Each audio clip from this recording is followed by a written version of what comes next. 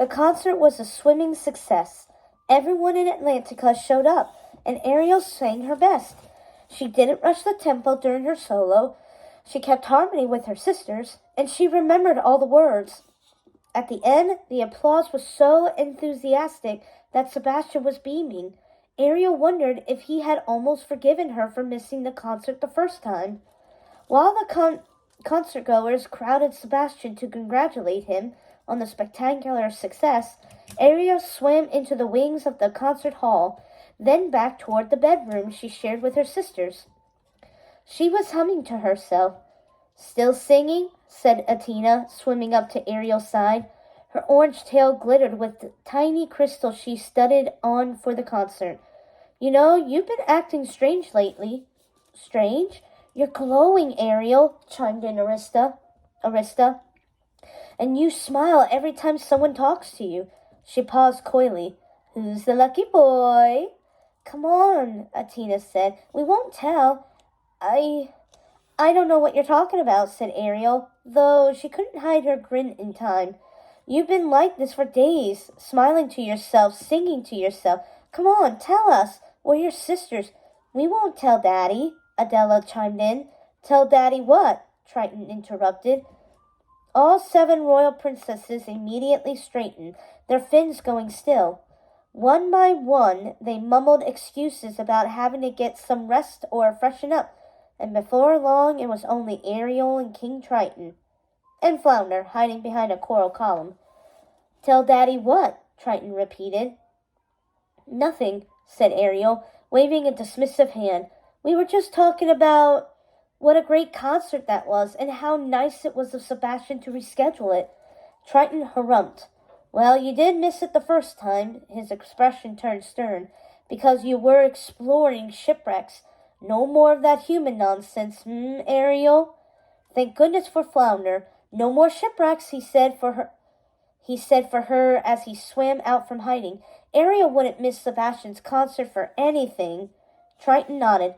"That's good, Ariel. I'm glad to hear you've been taking your responsibilities seriously. It's time that you—" Before the king could finish what he was about to say, a seahorse hurried to his side. "Your Majesty," he piped up, "an important delivery for your eyes only." Now what could this be? Triton picked up the scroll and unrolled it in one hand. "I should probably go too," Ariel said. "It was a long concert and—" "Wait!" Triton's grip on his Triton tightened. Never a good sign. He crumbled the scroll in his fist, and when he spoke again, his expression was livid. "I ask you again, Ariel. Have you been engaging in any more of this human business?" Ariel didn't answer. "Have you made contact with a human?" Her heart stopped. How could he know that? "Daddy, he's—" That was all Triton needed to hear. "Have you lost your senses?" he roared.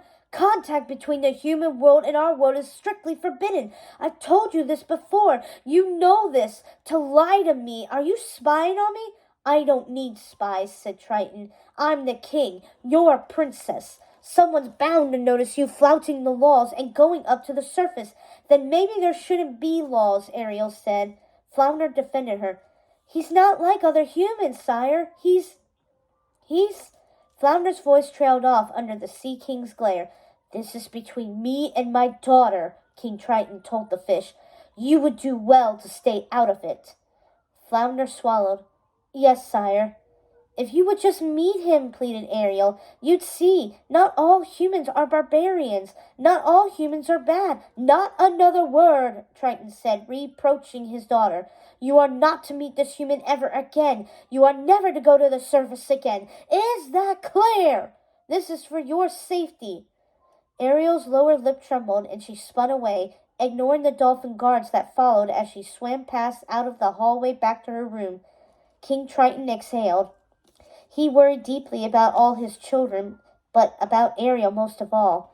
And this news that she was in contact with a human, a species that threatened everything they held dear, with their compulsive hunting and polluting and wasting. Who knew what they would do with this confirmation that merfolk existed? That was troubling indeed. Raising his Triton, he summoned Sebastian to his side. The crab was still in a jubilant mood from the concert. Yes, Your Majesty, he piped. I'm sorry to take you away from the concert hall, Sebastian, but I need your help. Have you been keeping an eye on Ariel as I asked? Sebastian smiled a little too widely. Of course I have, sire. Why? What's the matter? She's been off to the surface to meet a human. Did you know about this? Sebastian's legs shook nervously. I tried to stop her, but she wouldn't listen. What could I do? She said she wouldn't sing in the concert if I said anything. Triton's displeasure deepened the lines in his brow.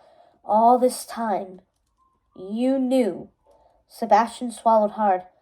I'm sorry, Your Majesty. If it's any consolation, the boy truly cares about her.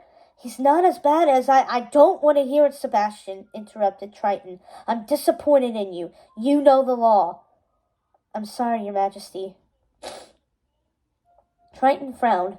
My daughter is headstrong and stubborn. I know that. But you put her in danger, Sebastian.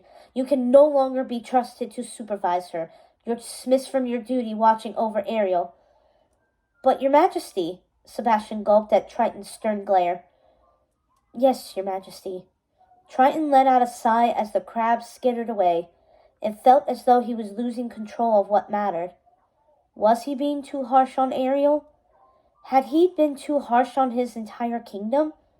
No. Every year, thousands of fish died at the hands of the callous humans.